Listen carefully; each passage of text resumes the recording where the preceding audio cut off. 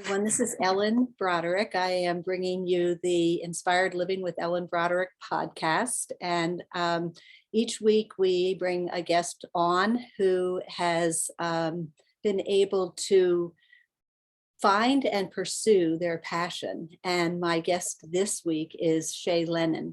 And Shea is a really inspiring teacher and coach and leader in her community.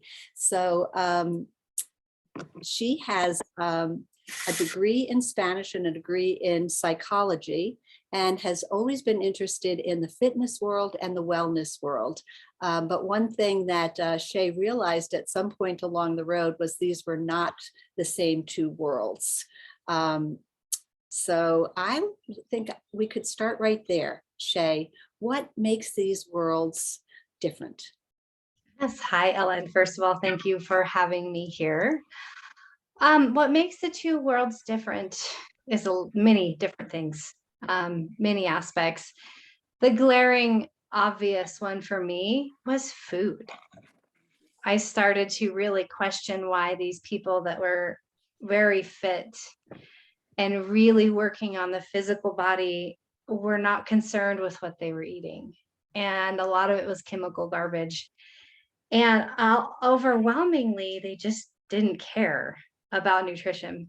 And it really made me feel at odds with myself for quite a while. It was a hard road to say, wait. I think you could be in better state, maybe even perform better. But the overall emphasis on what you look like trumps everything kind of in that world. And what brought you to wellness and fitness? Because for you, it sounds like they came together. They weren't separate. So that's why it was perhaps surprising to learn Yes. to work for so many other people. Can you say a little bit about your journey? Yes, well, it's been a long path. So I have always enjoyed physical fitness. In high school, I, got the PE award. I love playing games. I love being an athlete. My husband also is very active, and we got married. We had a son, and we were getting ready to have our second baby. So my son was 14 months old. I was 8.5 months pregnant with my daughter. I was driving down the road in Colorado, 26 years old. I had dropped my dog off at the vet early in the morning, and my whole world changed.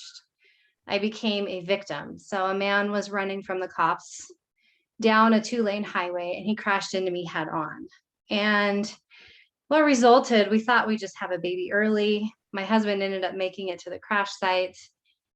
The man that hit me was life flighted out first. And he seemingly had bigger injuries, although I'd had a big contraction and I really wasn't feeling great. They went by ambulance. I ended up losing the baby. She lived for a couple of hours, but my husband held her and was able to, be with her as she passed. I was in surgery. I was really banged up. And after that, there were long court battles, and there were so many things to heal from, guilt and just that I couldn't protect my baby. And I wanted to also get healthy. I lost this connection with my body. I felt betrayed by my body. So I started running. I started running a lot, and I started doing yoga, and I had no idea what I was doing with my yoga. would buy yoga magazines and read them and just try to figure out what the Sanskrit words were. And I started learning Ayurveda. I was really unsure of myself though. And so I spent a lot more time in the physical aspect, lifting, running, but reading about Ayurveda, not exactly applying it to my life. And somewhere along the way, I told my sister-in-law about Ayurveda, and she blew it off. She said, "Oh, I take those quizzes all the time where you figure out," she kind of acted like it was just another thing I was into. And so I quit talking about it for a long time. And in between there, Pause there for just a second, because some of the listeners may not know what Ayurveda is. yes, A little bit about that.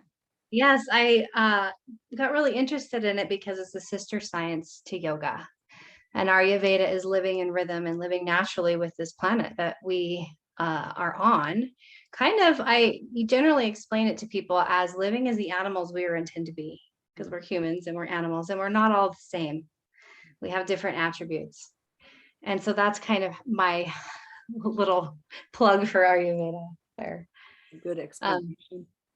And yeah, my sorry to explanation. interrupt, just so that people, know. That's great. No, that's wonderful. I moved to Wyoming and because I wanted to have another baby and I wanted to be near my mother to have another baby. I knew I needed support. It had been 7 years and I felt pretty healed. But I knew there was more. And once I got to Wyoming, I started working at a fitness center. It was wonderful. The people are great. I wanted to make a change. I wanted to have it be more wellness oriented. I started a garden. We started sharing recipes. I was trying to health coach in a way, but it was not working. It wasn't landing. They weren't interested in being well, per se. I think they want to be fit. People certainly want to be healthy, but it's just two different worlds. I was different. I didn't quite fit in. And I still have a very good working relationship there. I love all of the people dearly. Um, but my path was different. And so I ended up finding during the pandemic, I knew I had to find something different. I ended up finding Yoga Healer, where I met you, Ellen.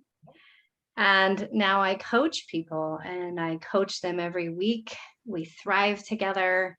Um, we have formed a little community and a tribe that supports each other without perfection and without caring what our bodies look like, not fitting in a box, but really how we feel and how we're in tune with the planet. And I never would have thought I would be doing this even 5 years ago, Mm. but I'm so happy and encouraging everyone that I can to follow what they want to do, follow who they are. And those little conversations you have with yourself may take years to manifest, but eventually they land somewhere. Yeah. Well, one of the things, because you and I both were in that program together, this is uh, a program, Yoga Healer, with Kate Stillman. Yes. And it was a nearly 2.5 year program in which we really got to understand on quite a deep level the depth and the deep understanding of the science of Ayurveda. And and you and I became accountability partners. So there was a lot to do, and there was a lot of new learning for us as well along the way. And what I loved was when I reached out to see if there was somebody who would like to join up and just be an accountability partner so that we could touch base and keep each other on track. You stepped forward, and we realized very quickly, even when we were just sort of feeling it out, is this going to work? We realized that you're a person who will dive into new things, and that you have a pretty good sense of where you want to go, and quite a lot of trust that things will fall into place. And I am much more of a slow and methodical learner. It takes me a long time to learn things, and I like to have things together before I start something. But you actually inspired me to let go of that a little bit, and to begin to trust that where I was heading made sense, and maybe I could, and it wasn't, you didn't necessarily say, oh, you could do that, but by example. So Mm-hmm. can you talk about what in your life has allowed you to sort of dive into the deep end and swim? Yeah, absolutely. We were great partners. You grounded me down and would say, wait, do you have a plan? Do you have a process? Which I don't always. I think somewhere along the way, I just decided to quit playing small with my life. And I took in messages that what I was doing was crazy, or you're not quite there, or you don't know what you're talking about. And I took those in for a long time until finally I realized I don't have to know everything. Mhm. But I do know that when I help people feel better and I can see what sparkles about them and I tell them, that their bar raises. regardless of if I know the answers to everything. And that was one thing with you. You're magical. You have this intelligence and this wisdom that I really looked up to. And the learning curve was hard. And it was like, it. Let's go. Let's do it. I remember kind of telling you, it's time to start. You're never going to be all the way ready. And I think so many of us, we wait until we're fully ready. And if we do that, we're never going to start. We have to jump off of the cliff sooner or later, sometimes to sharks, sometimes not. But I have learned along the way to balance that out in some aspects as well. Talk about the balancing, because I also have been impressed with the fact that you have a business. It's a vibrant business that really, I'm sure, demands quite a lot of your time and energy and effort, but you also have a vibrant family life. And so just maybe speaking about, I think it could be helpful for people to learn about, how you might balance those things and what you think about. Yeah, I do have a very busy life. So I have two sons that play every sport imaginable. I have a couple of Airbnbs that I manage and take care of. And I try to keep my family as healthy as possible. For balance, for me, really means letting go. I don't have to be at every single baseball game or football game. I have to take care of me first and fill me up. And in doing so, there's been some struggles along the way. My husband ends up picking up some slack sometimes, but I'm also very, very intentional with the ways that I can care for him as well. So we've created a balance in our team, knowing what the other person needs. And I think after we've been married almost 17 years, but I've learned to tell him, I need a break. I need to be alone, even if that means leaving. And he's incredible. So he really helps keep me balanced. But a big piece of that was knowing that I don't have to do everything and be everywhere all of the time. I have to focus on my priorities and my health, which for me is resting. I find resting very difficult. So when I've hit that wall, I know that I need to chill out and watch the clouds go by, or here in Wyoming, watch the trees blow sideways from all of the wind and just enjoy life, the sweetness of it. Could you speak a little bit about, well, two things that struck me in what you just said. One is the importance of the communication between your husband and yourself about what your needs are, about what his needs are. So that being one aspect, and the other being the importance for you of taking care of yourself first. Because I think for a lot of people, but especially a lot of women, that is a concept that they did not grow up with. Right, absolutely. So the first thing, my husband and I had been through a tragedy, and we had to learn to like each other again. I mean, there was a point where I didn't even like him. And so we had a tipping point, like, are we going to keep working on this or are we not? And I think what really helps the communication is taking interest in what the other person is interested in. So my husband may not be a huge yoga lover, but he takes interest in it, and then he can understand my language. I'm not a huge football fan. I'm not a huge hiker, but he is. And so I learn those things so that I can communicate with him, listen to what they're talking about, and then we can use those kind of tools when we need something. I need to go to a yoga retreat. I need to go to my mat. Or he might say, I need to go to the mountains, right? Or I need to just zone out and watch football game or whatever it is. So that communication really has to be interested in what the other person is into. Otherwise, it doesn't seem to work. Yeah. So I learned that. It's still a learning process, of course, but it's fairly easy these days. And then taking care of yourself. I talked with my group a lot about the guilt women feel. We don't sit down. We cook, we clean, and then if we sit down, we feel guilty. It's just ingrained in us. And when we do that, we're burning up our stress hormones, we're burning up our sex hormones, and then we feel completely depleted. If we can start recognizing that the guilt is unnecessary, that the dishes can wait until later, that the laundry doesn't have to be perfect, that, this took me a long time. I was a person that would not go to bed until every dish was done and every toy was picked up and all of the laundry was done. Took me a long time, and it was very stressful on really nobody else but me. I was creating it. So I had to dig into the roots of where that thinking came from. It was in the way I was raised. And that I'd rather be the mother that's playing with their kids than the perfect house. And that means deep, deep self-care, and that I can go away and my kids will know that, oh, mom's taking care of herself. And hopefully they choose wives or partners in their future that take care of themselves. Yeah. So do you get the sense that your children understand that it's actually benefiting them for you to do this as well? I think so. We Yeah. talk about it. And I also try to give them the tools when you need a timeout, or, when you need a break, because you need a break too. You're learning and growing and intaking so much information that they can verbally tell me when they need some downtime or they need some space away. So it's working. Yeah, good.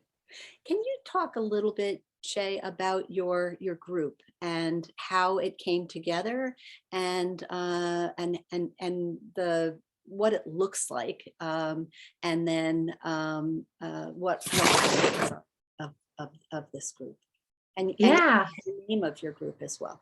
sure. My group is named Vibrant. It started with a lot of my friends that had done programs with me. I would run mini detoxes. I would do little yoga workshops. My low hanging fruit was a pretty good pool. It started with 18 people. My first year through, we added some in there. I only enrolled twice, but my group has evolved into this really supportive, collective community. They're not all into yoga. In fact, most of them aren't. They're all into just feeling better and being positive and taking small little steps. We cleanse together, we laugh together, we celebrate each other's successes. We've had a few tragedies. I did have a group member die from COVID complications. That hit us pretty hard, but together we were able to process that, and we're able to celebrate where we're at within it. The group is ever expanding. I'm just enrolled my third person today for my new quarter. I'm hovering around 26 people. It seems to be kind of where I stay. I keep a few people on board, like my mom, just because, I want her around and she wants to be around. I have a couple of peer mentors in the group that help because I can't meet with everyone all of the time. But the group is really pushing each other to be just a tiny bit better every day. And it's working. And several of them have never left. They've signed on and they're still hanging with me 2 years later. And do you meet online? Do you meet in person? Is it a hybrid? We meet online every week. And then I meet one-on-one with each member once a month. If I'm able to meet them in person, I do. Otherwise, we meet on Zoom like this. And I check in with weekly emails, a Facebook forum. Most of my people find me through my Facebook page. So that's called Balanced Warrior in WYO, WYO, like Wyoming. And just the tribe, we'd love to take more all the time. Although a few times I've bitten off more than I can chew, given my personality. So I've learned to have mentors and to ask for help within that. So that falls into many parts of your life then that learning took place. So what do you feel that one of the things that you said that I think it's really important for people to know about is the power that we have in our own lives and what we're responsible for. So can you speak to me a little bit about how that has, how you've come to understand that concept? Yes. So when the accident happened to me and I was labeled a victim through court battles, no one wants to be called a victim. And that really bothered me for a long time. And then throughout my life, when I feel anger, or I feel that burn, or I feel that overwhelm. And I ask myself, am I going into victim mode? Or can I flip the way that I think? Can I take control for this situation of this stress? And, a lot of times it's just choosing to see it differently, choosing to think about it differently. I have a few key people in my life that I will go to and say, hey, I have this problem. I need to see it in a different way. Here's what it is. Now give it to me. And they tell me the truth and give it back so that I can chew on it, wrestle with it, and see that, 99% of the time we're creating our own problems from our reality. It burns. It doesn't feel good to put that mirror up and look yourself in the face and say, it's just the way you're thinking. It's just the way, it's not anybody else's fault. You are not the victim. And I think that just that single word changed my life. Wow. Yeah, because it sounds like the way it changes you is that you go from not having any control over what the external situation is to understanding the major part that you can play in what unfolds next. Incredibly, yes. Yes. Yes, because no one wants to be completely powerless. And, I really was powerless when I lost my daughter. I absolutely was. And I realized we are a lot, and that's fine. But the things that I can choose, the way that I can see the world, I have that power. That's mine. Mhm. And forever changed me. Yeah. Well, this has been such a delightful conversation. I so enjoy talking to you, Shea. Can you just say how people could find you? I know you spoke about your Facebook page. I don't know if that's open to the general public or if that's just for your group. Mhm. But you have a website, and can you just talk a little bit about how people might learn more about you? Sure. So my Facebook page is open to everyone and has tips on it, recipes every Friday, fun stuff, serious stuff. It's posted all of the time. So some inspiration and motivation. If you're not a Facebook person, I'm also on Instagram, not as much. And if you're not on either, my website is Balanced Warrior, WY for Wyoming.com. There's a bio on there. And then every program I run is on there. So right now I'm running an intermittent fasting challenge. We're in the middle of it, but when new stuff comes up, it's always posted on my website. Yeah. And you said you several times a year do a detox as I well? do in the spring and the fall, and I'm kicking off my intermittent fasting challenge.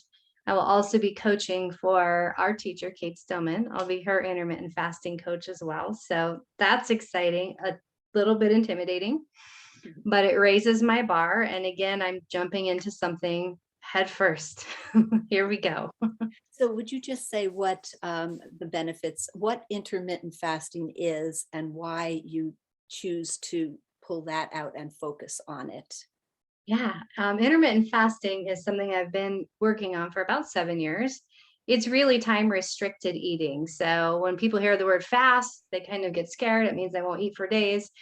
This is just not snacking. We start with not snacking, giving the digestion a rest, letting the cells regenerate. And then once we get used to the rhythm of it, the body adjusting to it, we can stretch out those times of not eating so that the cells can absorb themselves, malformed cells, viruses, bacteria, those kinds of things. As humans, we didn't always eat. We fasted and we feasted, right? And so, in our modern culture doesn't support that. We must come up with a schedule and a rhythm to find this. And that's what intermittent fasting is. We can do it in all sorts of ways. We start, like I said, without snacking. And it looks different for most people depending on their body type.